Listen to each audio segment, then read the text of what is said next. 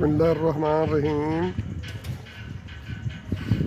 یہ آپ فتح محمد جلندری صاحب کا ترجمہ ہے لکھا ہوا، فتح محمد جلندری صاحب، یہ اس کا ترجمہ لکھا ہوا ہے۔ یہ آپ کو میں پڑھ کر سناتا ہوں کہ اس نے ترجمہ یہ کیسے لکھا ہے۔ بسم اللہ الرحمن الرحیم۔ انا فتحنا لک فتحا مبینا لیغفر لک اللہ ما تقدم من ذنبک وما تأخر ویتم نعمت علیک ویہدیک صراطا مستقیما۔ ترجمہ سن لیں۔ اے محمد صلی اللہ علیہ وآلہ وسلم، ہم نے تم کو فتح دی اور فتح بھی سری اور صاف۔ اگلی آیت، تاکہ اللہ تمہارے اگلے پچھلے گناہ بخش دے اور تم پر اپنی نعمت پوری کر دے اور تم کو سیدھا رستہ چلائے۔ یہ ہو گیا جی فتح محمد جلندری صاحب کا ترجمہ۔ ابھی میں نے یہ سورت فتح ہے مفہوم القرآن، یہ لکھا ہوا ہے آپ نے پرویز صاحب کا، جانا نہیں تو یہ اس کا ابھی مفہوم آپ کو میں پڑھ کر سناتا ہوں۔ وہ تو آپ نے سن لیا کہ نبی کے اگلے پچھلے گناہ معاف ہو رہے ہیں، اس کا مطلب ہے کہ وہ پھر بعد میں آپ کو بات بتاتا ہوں کہ یہ وہ کیسے ترجمہ ہوا ہے۔ اچھا، اس میں پہلی آیت ہے، ہم نے اے رسول صلی اللہ علیہ وآلہ وسلم تمہارے لیے کامیابی و کامرانی کی واضح راہ کشادہ کر دی اور ایک فیصلہ کن انقلاب عنقریب آنے والا ہے۔ اچھا، آگے دوسری آیت 4 ہے، جتھے آد ہے ما تقدم من ذنبک وما تأخر۔ اس سے مقصد یہ ہے کہ یہ مخالفین تمہارے خلاف جس قدر الزامات تراشتے ہیں، بہتان باندھتے ہیں اور غلط باتیں تمہاری طرف منسوب کر دیتے ہیں یا اس کے بعد کریں گے، ان کے مضر اثرات سے تیری حفاظت کا سامان ہو جائے گا۔ یہ کامیابیاں تمہارے دعویٰ کی صداقت کی زندہ شہادت بن جائیں گی اور اس طرح ان کے سامنے ان تمام باتوں کا حتمی جواب آ جائے گا جو یہ اس وقت تمہارے خلاف کرتے ہیں۔ اچھا، اسی سے خدا کی ان نعمتوں کا اتمام ہوگا جن کا اس نے وعدہ کر رکھا ہے، اور یوں تم اپنے قافلے سمیت زندگی کی سیدھی اور متوازن راہ پر گامزن رہو گے۔ اچھا، یہ ہو گیا جی مفہوم پرویز صاحب کا لکھا ہوا، وہ ہو گیا جی ترجمہ حافظ مولانا محمد جلندری صاحب کا، فتح محمد جلندری صاحب کا۔ تو ترجمے میں آپ نے دیکھا کہ کتنا ابہام ثابت ہوا ہے۔ ترجمے میں یہ بات آ رہی ہے کہ حضور صلی اللہ علیہ وسلم، جب میں نے ایک نظام درسی پڑھانے والے صاحبال مولانا صاحب سے سوال کیا کہ یہ حضور صلی اللہ علیہ وسلم کے اگلے پچھلے کیویں گناہ معاف ہو رہے ہیں، تو اس نے بولا ہاں جرم کر دے سن۔ میں نے بولا پھر شاباش ہی ہے نا، بچے نے ہمیں پڑھایا کر بھئی جرم کر دے سن، اس کے اگلے پچھلے پھر گناہ معاف ہو رہے ہیں۔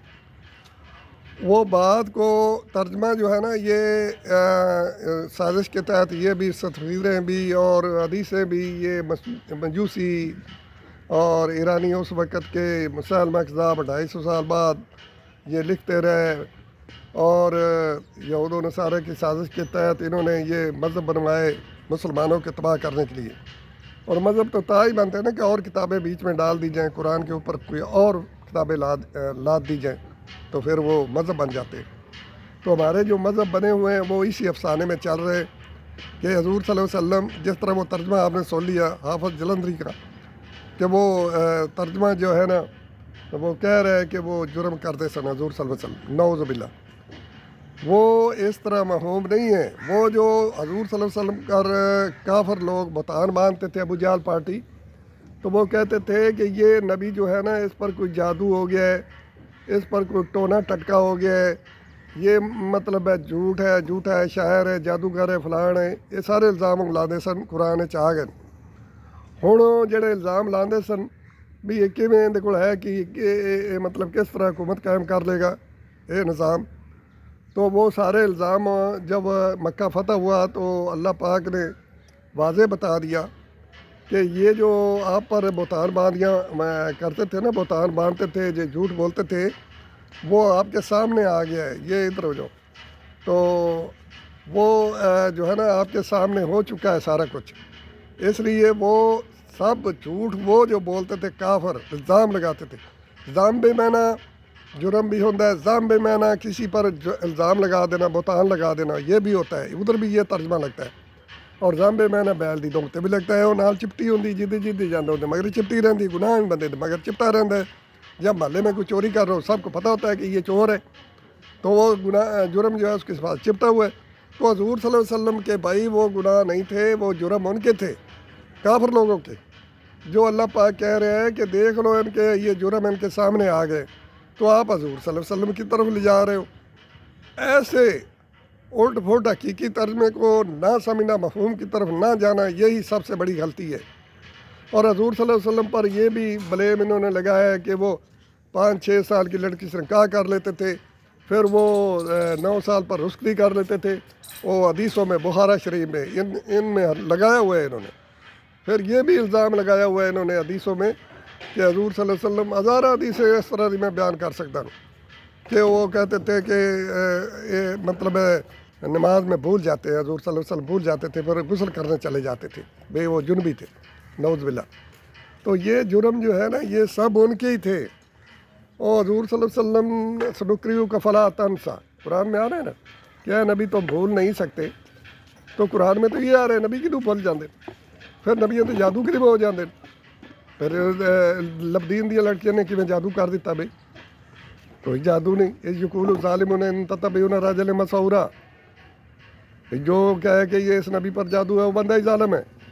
تو یہ ظالم لوگ کہتے ہیں یہ جادو ہو گیا جی، نبی پر جادو ہو گیا. کون سا جادو ہو گیا؟ کچھ بھی نہیں.